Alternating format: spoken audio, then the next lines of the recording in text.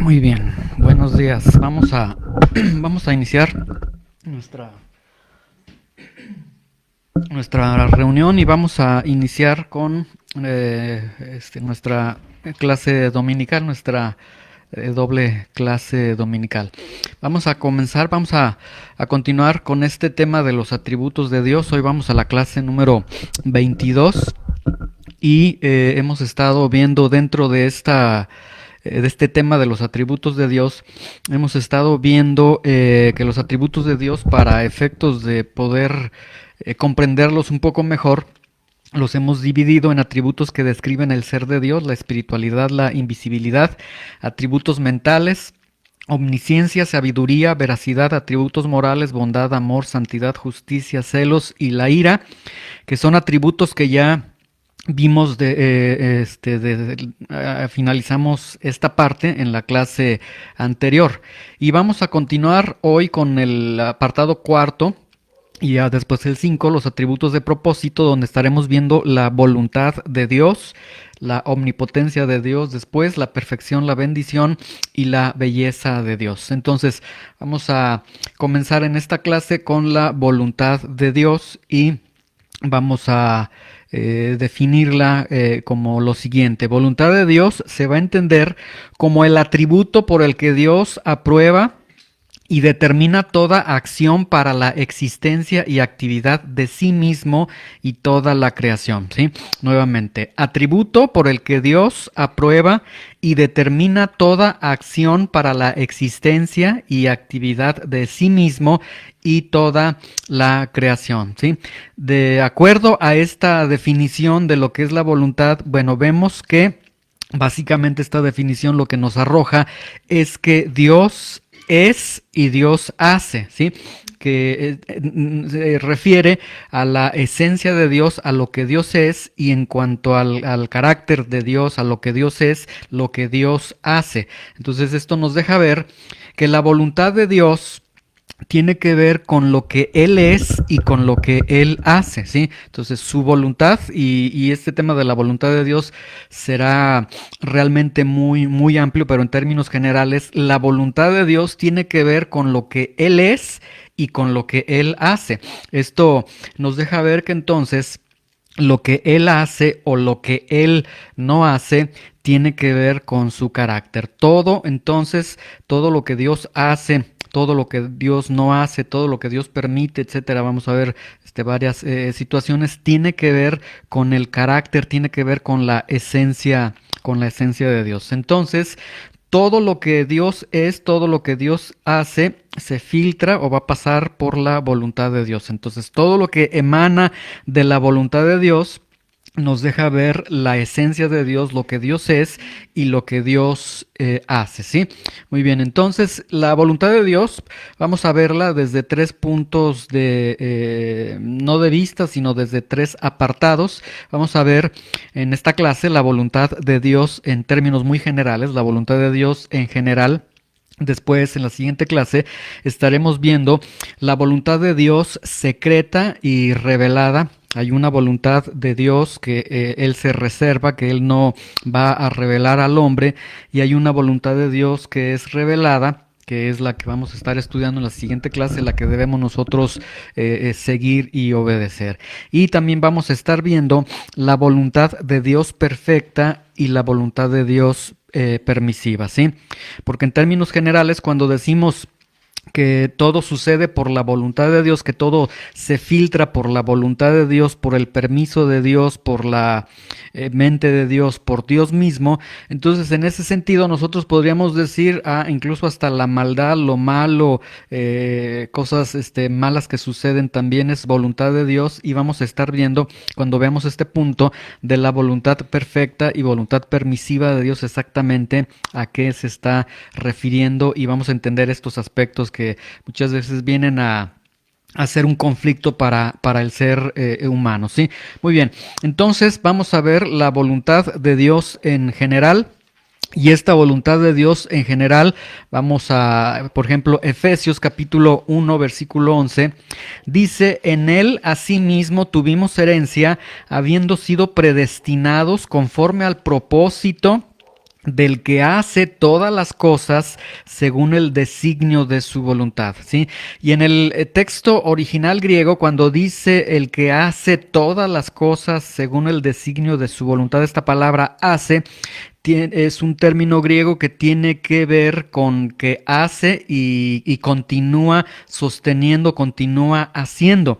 Entonces este texto diría aquel que hace y sustenta todas las cosas según el designio de su voluntad. Todas las cosas se refiere a todo lo creado, visible, no visible a nuestros ojos, a todo lo creado. Entonces, Efesios 1:11 y varios textos en la Biblia nos presentan que Dios es quien sustenta, quien hace todas las cosas y que todas las cosas entonces suceden de acuerdo a la voluntad de Dios. Y aquí tenemos una primera verdad.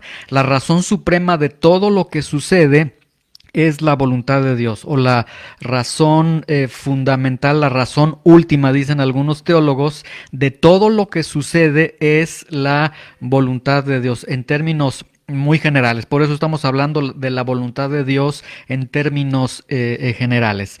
Entonces, si Dios es quien hace todas las cosas según el designio de su voluntad, entonces vemos que todas las cosas existen por el filtro, por el medio de su voluntad. Entonces, en este sentido, la razón suprema de todo lo que hay, de todo lo que sucede, de todo lo que se genera, sucede en la creación de Dios, viene o deriva en última instancia de la voluntad de Dios, ¿sí?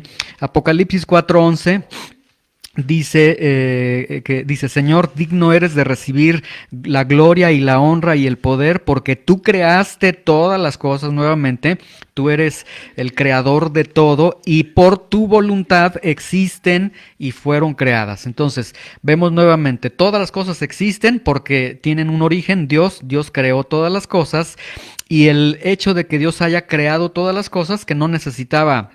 Si Dios es Dios, no necesitaba de nada para ser complementado, para sentir satisfacción o algo así, porque Él en sí ya era Dios, no necesitaba de la creación, pero por su voluntad crea y existen las cosas.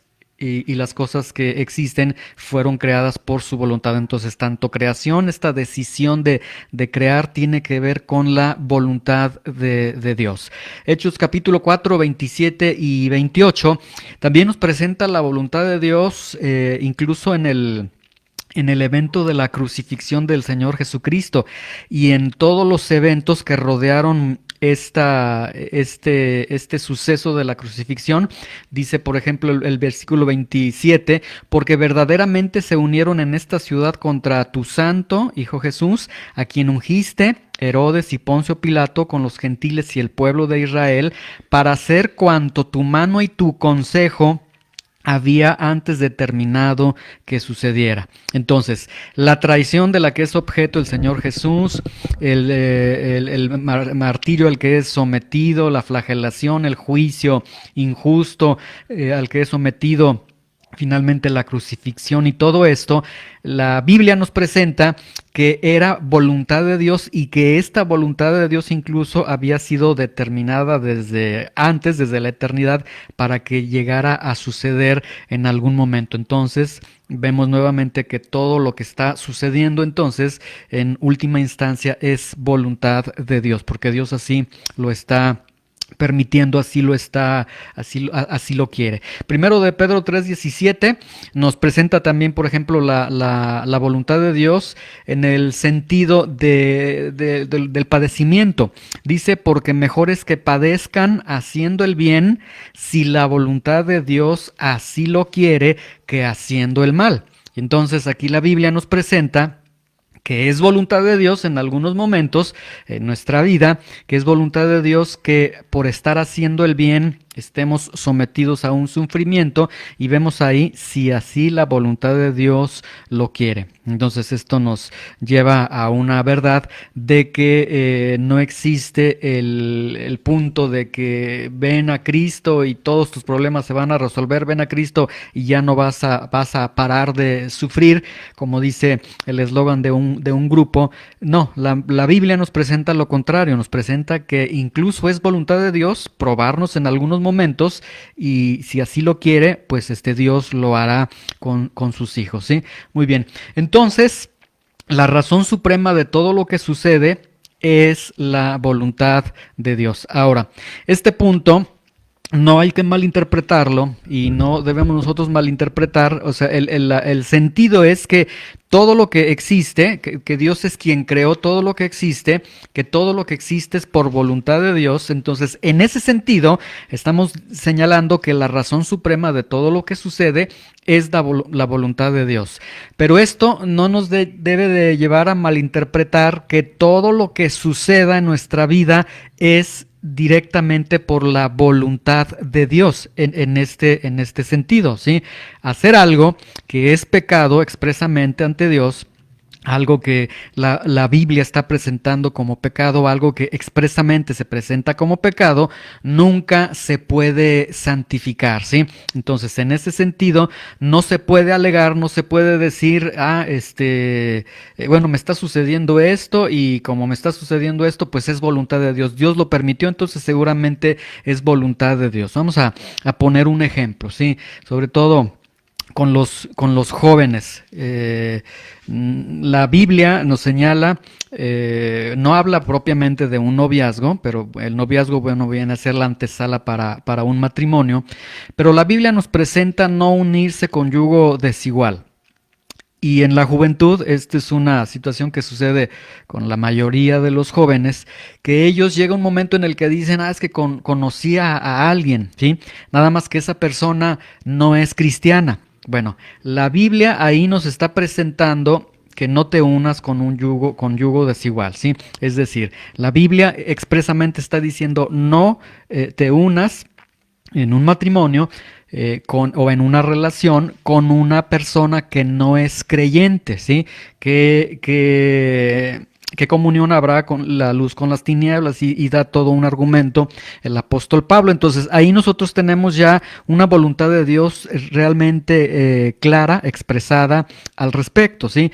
Pero vamos a pensar, y normalmente el argumento de los jóvenes es que ellos dicen, no, es que le voy a compartir del evangelio y él se va a convertir al Señor. No, es que él no es tan malo, no, es que él necesita esto, no, es que... Y empiezan a dar toda una serie de argumentos. Entonces, en este sentido, no se puede decir como algunos jóvenes han llegado a decir, y esto realmente es muy lamentable, que los jóvenes llegan a decir, bueno, es que si Dios permitió que yo conociera a esta persona, es por alguna razón, entonces Dios la puso en mi camino o lo puso en mi camino, entonces finalmente la razón suprema de todo lo que sucede es la voluntad de Dios, esto es de Dios, y lo toman como que Dios está en su voluntad moviendo las cosas para que esto suceda y aprobando esta situación, en este ejemplo en particular que estamos colocando. Entonces,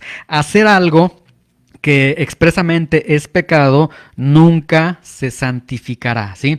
Alguien, por ejemplo, dices que no tengo trabajo y me ofrecieron trabajo, solamente tengo que entregar este polvo blanco y me pagan unas utilidades muy increíbles, entonces pues Dios me ha provisto de un trabajo. Entonces vemos ahí que realmente no podemos nosotros fingir, y todo lo que es pecado expresamente, porque la palabra de Dios así nos lo está diciendo, entonces nunca se va a santificar, nunca podremos decir, es que es algo que Dios lo está permitiendo, y si Dios lo permite, pues estamos bajo su voluntad, y lo que está bajo su voluntad Dios lo bendice. Entonces debemos de tener cuidado de considerar esto, ¿sí? Eclesiastés 8:11 ilustra este punto. Dice, por cuanto no se ejecuta luego sentencia sobre la mala obra, el corazón de los hijos de los hombres en ellos está dispuesto para hacer el mal. Y aquí lo que nosotros tenemos es algo que sucede, ¿sí? Dice que no se ejecuta luego la sentencia sobre la mala obra, es decir, el hombre o el creyente comete una mala obra, comete algo que sabe que está obrando mal, él sabe, dice, esto yo sé que está mal delante de Dios, o tiene el testimonio en su conciencia o no tiene paz, tiene esa acusación en su conciencia de decir, esto que estoy haciendo no me da paz, siento cierta condenación, estoy intranquilo, creo que esto que estoy haciendo está mal. Y Eclesiastés dice, como no se ejecuta la sentencia, es decir, hace algo malo, pero no hay un castigo de inmediato por eso malo que está haciendo, luego dice, el corazón de los hijos de los hombres está en ellos dispuesto para hacer el mal. Entonces, como no me sucede nada, no tengo ninguna consecuencia de lo que yo estoy haciendo y que de alguna forma tengo el testimonio de que está mal lo que estoy haciendo, entonces dice el libro de Eclesiastés de una manera muy sabia, dice, como no reciben el castigo, como no tienen una disciplina pronta, entonces el corazón de ellos pues comienza a hacer mal, mal, mal y comienzan ya sin ningún impedimento a hacer el mal, ¿sí? Y el problema es que se puede llegar a considerar que entonces eso que yo estoy haciendo, como no me pasa nada malo, como veo en mi vida que ni soy disciplinado, ni he recibido una corrección del Señor y creo que todo está bien, normal, entonces se puede llegar de manera muy equivocada a entender que lo que yo estoy haciendo bien no está mal, y es más, que incluso está dentro de la voluntad de Dios, que Dios lo está permitiendo. Entonces, por eso debemos de entender, comprender la voluntad de Dios para no caer en este espejismo, ¿sí? Ahora, aquí en Eclesiastés 8:11 tenemos realmente la clave de lo que está presentando el predicador. Dice, por cuanto no se ejecuta luego sentencia sobre la mala obra, ¿sí? El hecho de que nosotros estemos actuando y haciendo algo que es indebido, algo que es malo, algo que es reprobado delante de Dios y que no estamos viviendo una corrección o consecuencias de nuestros actos, es decir, que no tengamos algo que nos aflija consecuencia de lo que estamos haciendo, no significa y nunca va a significar que Dios esté aprobando lo que nosotros estamos haciendo. No significa y nunca va a significar que esto sea la voluntad de Dios para nuestras vidas, ¿sí?